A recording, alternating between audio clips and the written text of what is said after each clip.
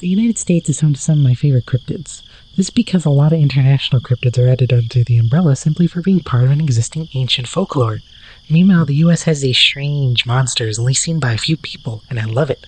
Mothman, Bigfoot, the Jersey Devil.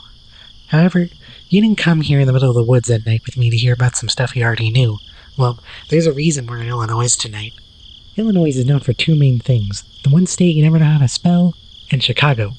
Our focus today, though, is on the small town of Enfield, with a population of a whopping 787 as of 2022, and a total of 26 words on their Wikipedia description. Enfield isn't exactly the most well-known. It would be surprising to know that Enfield was the site of a full-on cryptid hunt all the way back in the 70s. The creature in question goes by a few names, but I'll be using the one I personally like the best, the Enfield Horror, a cryptid which I find hilarious because of the many artists' interpretations trying to make sense of this thing.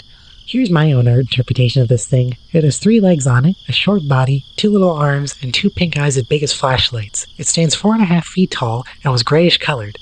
Now that's me paraphrasing the actual quote from the first and only clear sighting of this thing. Speaking of, I should get into the story, huh?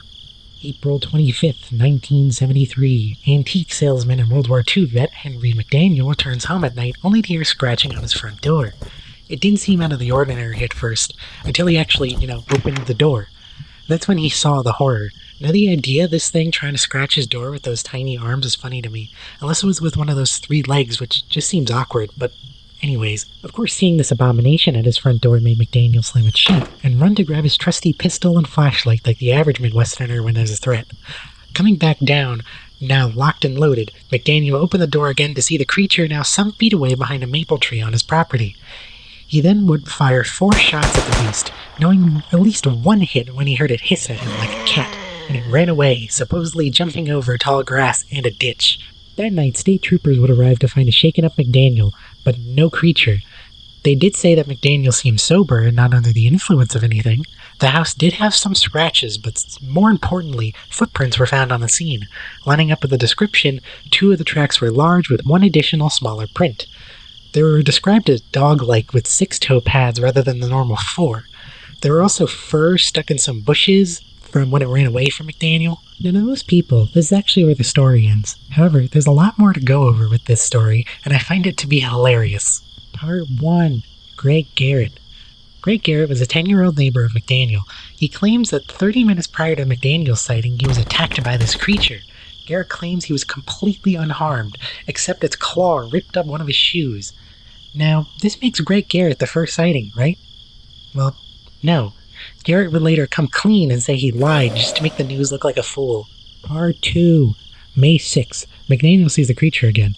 This time it was on some train tracks. You see, he said this on a radio station, WWKI to be exact, which led to the news director, Rick Rainbows, to go look for himself. On an unknown date, he saw an ape-like creature near an abandoned house. Why is this important? Well, Part 3. Amateurs. You see, a story of a monster like this gets people's eyes on you. This is where the whole monster hunt team comes in. 5 men carrying many weapons were quote-unquote monster hunting, looking for this creature. Now imagine being the sheriff of Enfield, and 5 out-of-townsfolk come in with shotguns looking for a monster 1 person reported. This leads us to the final section, Part 4. Reaction. Now, some of you may be thinking, what exactly did the townsfolk of Enfield think of this? A monster in their town? Must be scary. Well, no. In fact, people were more annoyed with McDaniel, and no one really believed him. News teams that came into Enfield would then ask if they caught the monster yet, with one ranger saying, "No, but if we did, we're gonna butcher him and eat him." As well as, "I think it's all about over now.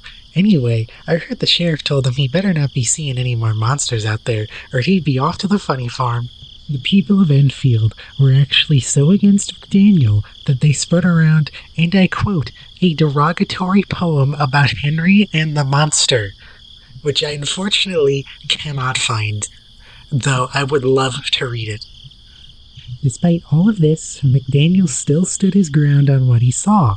When people asked if it could be a kangaroo, since the tail could be a 3rd leg, McDaniel said, I used to have one as a pet myself while he supposedly was serving in the Australian Army. Asked how he could recall so many details about the monster from seeing it in such a short time frame, Bro said, "I have a photostatic memory."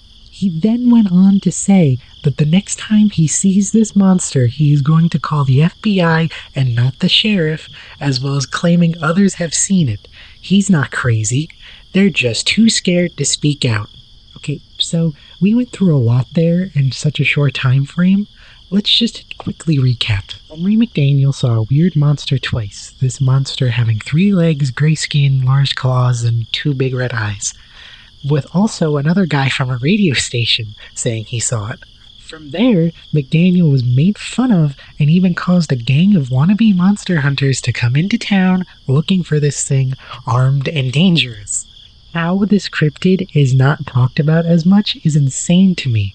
A university study was even published by the Western Illinois University using this case as an example of mass hysteria, with the 3 reports being blown way out of proportion. Now, do I believe the Enfield Horror is real? Well, I honestly have to say no.